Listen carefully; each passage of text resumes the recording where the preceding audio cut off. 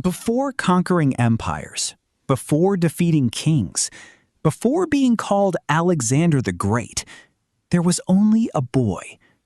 But according to the ancient legends of Macedon, his birth was anything but ordinary. When Alexander came into the world in 356 BC, many believed that the gods themselves had sent signs. At that moment, no one could imagine it, but that newborn child would change history forever.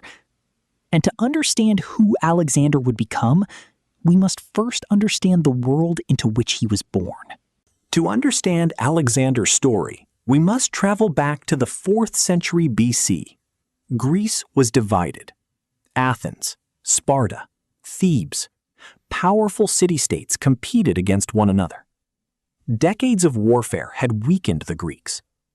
Meanwhile, to the north, there was a kingdom often looked down upon by the Greeks themselves, Macedon. But everything was about to change. And while the Greek cities fought among themselves, one man was beginning to reshape the destiny of Macedon forever. Ruling Macedon was Philip II, one of the greatest military strategists of the ancient world. When he took the throne, he inherited a weak kingdom, surrounded by enemies.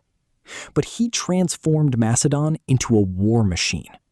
He reformed the army, created the famous Macedonian phalanx, introduced new weapons, and began expanding his power. His dream was to unite all of Greece.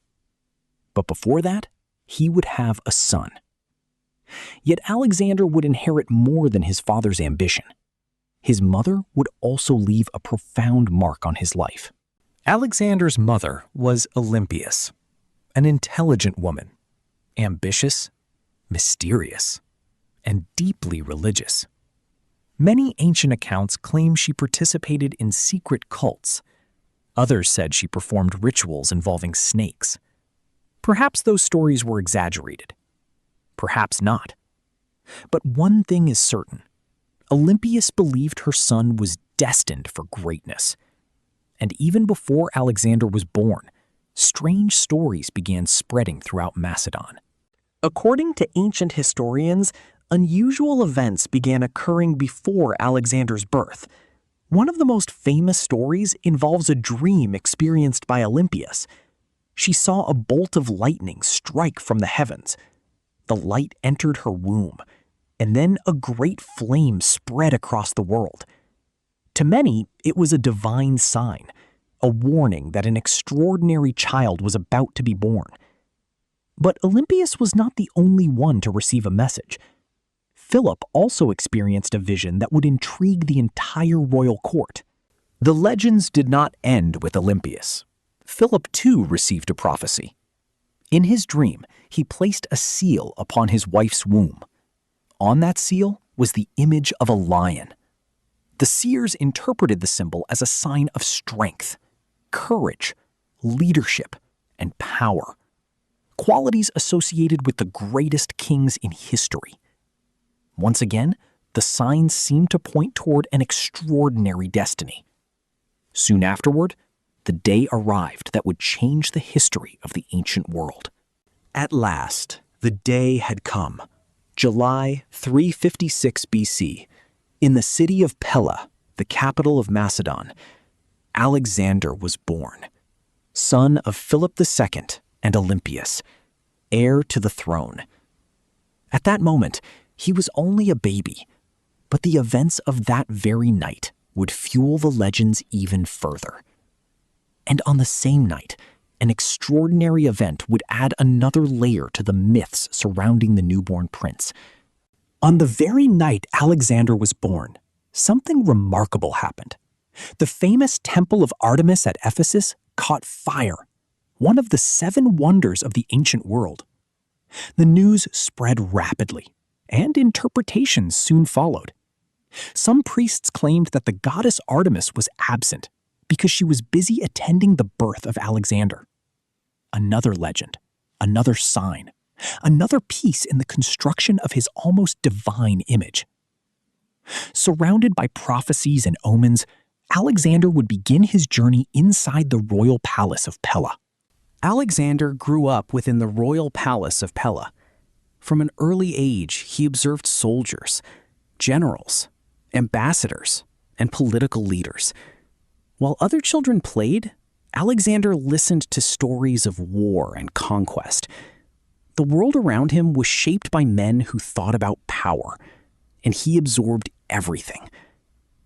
But it was not only soldiers and kings who influenced the young prince. Stories of heroes awakened something even greater within him. Olympias had a tremendous influence on her son's development. She told him stories of gods and heroes. Among all of them, two fascinated Alexander more than any others: Heracles and Achilles, the legendary warrior of the Trojan War.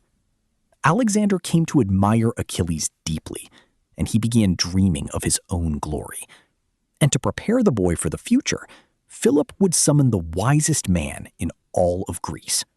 When Alexander was 13 years old, Philip made a historic decision.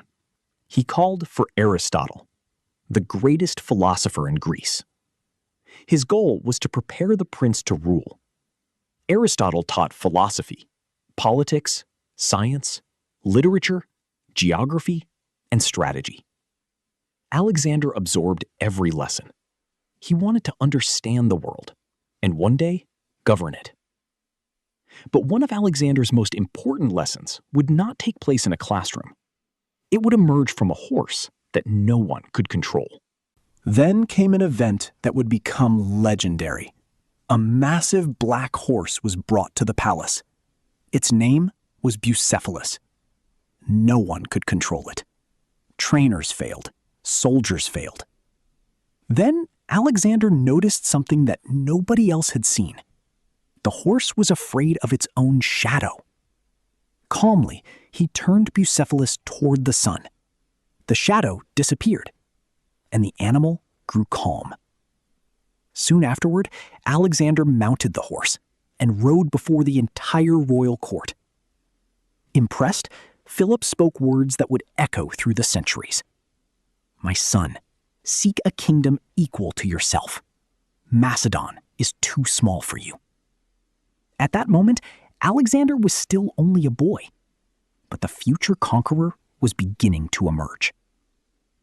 At the age of 16, Alexander would receive his first opportunity to lead men in battle, and his first military campaign would change his life forever.